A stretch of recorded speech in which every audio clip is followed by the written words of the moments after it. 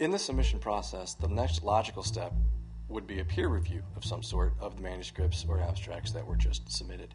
We have a module called reviewSMART that easily handles all of that.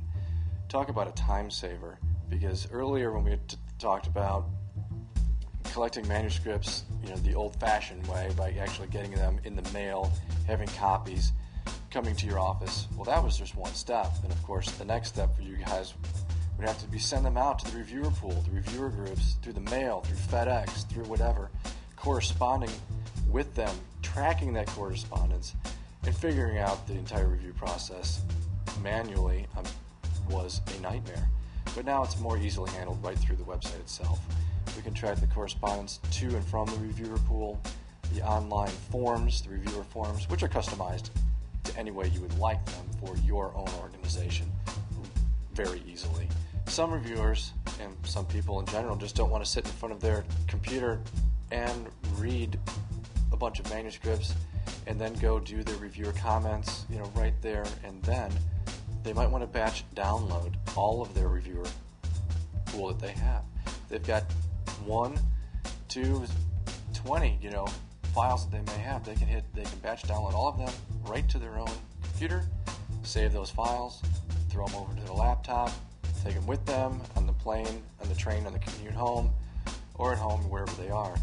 And on the flip side of that, when they're all done, we also have a batch upload feature of the review forms itself, so all of the ratings, recommendations, comments can be just sent right back to the website in a very easy and efficient manner for the reviewer.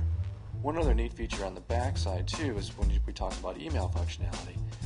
Once the reviewer is done reviewing his or her group and it goes to the chairman to decide if these things are going to be accepted or rejected, we have email templates that will automatically send emails from the chairman out to the authors themselves.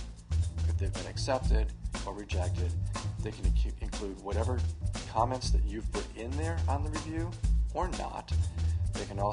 That email can also have any comments that the chairman themselves might want to pass along to the user, why they maybe were rejected, maybe something they could help do better the next time.